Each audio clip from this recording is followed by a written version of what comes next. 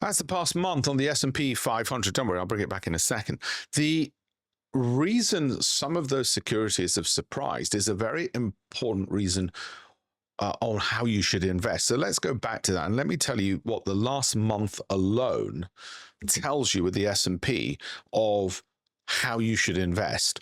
Okay, first of all, you now all know and would agree with me that you don't have a time machine and you can't predict what's in the head of the American president or the Iranian leadership. That being the case, it'll be gambling and speculating to try and do so.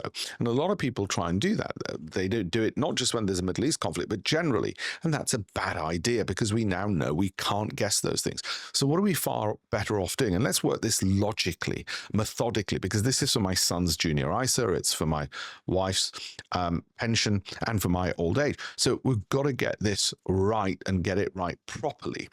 First of all, we're not going to speculate and we're not going to try and jump around on month to month, week to week. And the reason we don't want to jump around month to month, and again, the Middle East conflict has been a great lesson for investing.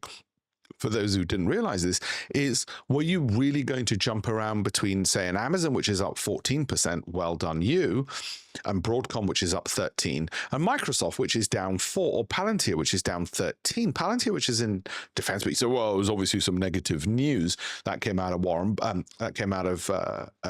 Donald Trump's mouth about that company. So you're not going to try and follow narratives because it's just too risky. Look at that map. That tells you why you shouldn't be following narratives, and I'm going to come back to the map. What you're not also going to try and do is work out which one's going to win that month. So you're not going to try and do it short term because private investors tend to mess that up as well. Okay, so you're going to elongate your time frame. Then the next question that needs answering from all of this is, well, first of all, how are you going to pick what to have and how much of it are you going to have? And if you're looking at your pension and it's underperforming and you've not been getting the positive returns you were expecting, and you look at something like this and think, well, why doesn't mine look like having, some which have obviously done rather well, but there might be others like a Microsoft, which isn't low. You're going to then start removing the ones where you really don't want the big drawdowns. And this is what we do for clients. If you want to understand that better, have a look at alpeshpatel.com/links. So for me, I've always said, I've no doubt Tesla will do incredibly well going into the future and make time machines and all sorts of things. I just don't want it because I don't like the volatility and the individual stock drawdowns. So for clients, what we do is we then remove any which are just too volatile for them to handle, not least because they would then drag down the whole portfolio. So we think at the portfolio level, not the individual stock level. However, if a client says to us, look, I don't even want stocks which have historically dropped significant amounts, we avoid that. We use the Sortino ratio to look for companies which tend to spring back quite quickly and don't drop too much compared to the gains that they have. That's what that ratio does. It's sort of a backdoor entry key into generating what should be a more robust, more resilient pension portfolio. So that's why we do that element of it. And as I say, that might exclude companies which I'm sure will do rather well, like Tesla, but we don't have FOMO because we've got lots to choose from. And that's the other aspect. You've got to have a lot to choose from because you're being very strict with your criteria. So you need a lot of data. So we pull out all that data for clients and we make sure we then sift through it. We can narrow it down to the fact that based on the age of the client, they might have more in cash. What they're left with in stocks is therefore going to be divided into 20 to 40 securities because you don't want less than 1%, 2% in any individual security, because if you're going to go to all this effort and all this hard work, then you don't want to put so little money in that it barely moves the needle. But equally, you don't want single security risk. So you get 20 to 40. And if I'm going too quick for you and you want more depth and detail, do follow this channel, but also please look at alpeshpatel.com/links to subscribe or follow for free there with a whole ton of stuff. So then we're not trying to, as I said, look for the individual security. So how are we picking JP Morgan, Goldman Sachs, Broadcom, Micron, if we're not saying that we're going to be right on every single one of them? Well, that's the other main psychological problems that private investors get wrong. They panic and they get bored because they don't think portfolio level, they think individual stock level. And they get bored if everything isn't moving up. So one of the other major problems they have is they think if they've got 20 securities or even 40, they should all be going up, or they panic at the point if one of them drops more than 50%. Now, the fact of the matter is, I'll go by what Warren Buffett has said previously. If you can't live with one of your investments, one of your stock investments dropping 50%, you've got no business in investing. Put another way, the reason we don't just have one security is because any one security could drop 50%. Microsoft is off about 30% from its highs, but nobody would say the business is bankrupted.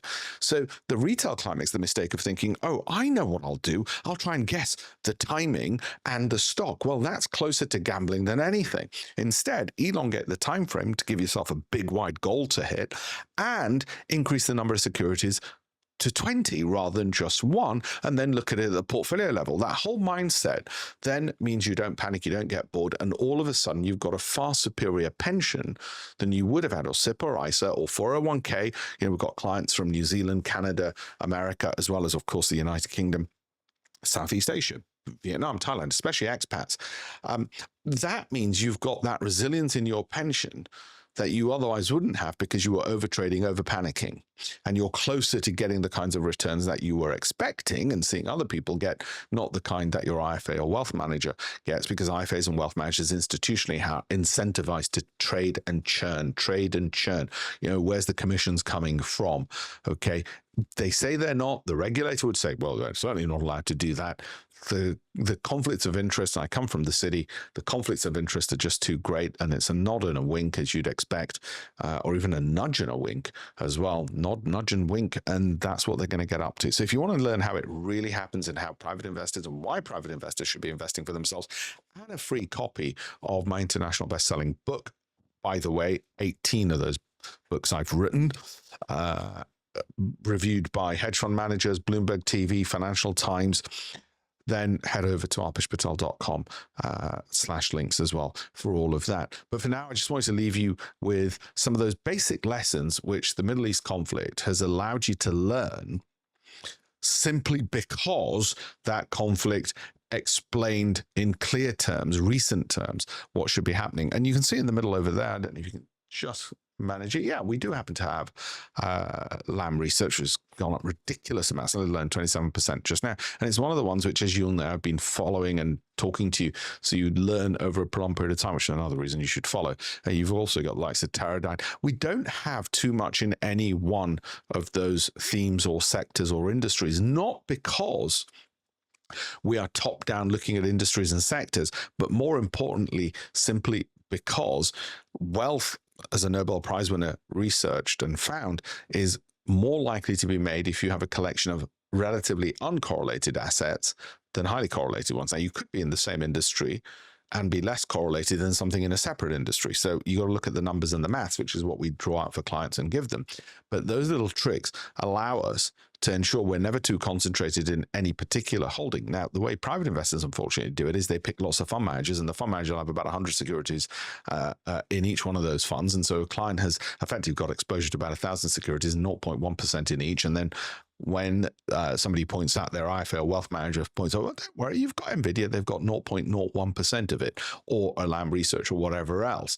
Okay, that's just 1 month's returns we're looking at over there. So some of these little ways, best practices, can go a heck of a long way of improving your pensions. Your IFA will never know, understand, or be able to teach you because, well, first of all, nobody ever taught them. So have a look at alpeshpatel.com/links for a lot of free resources, including a free course material as well. That's on there.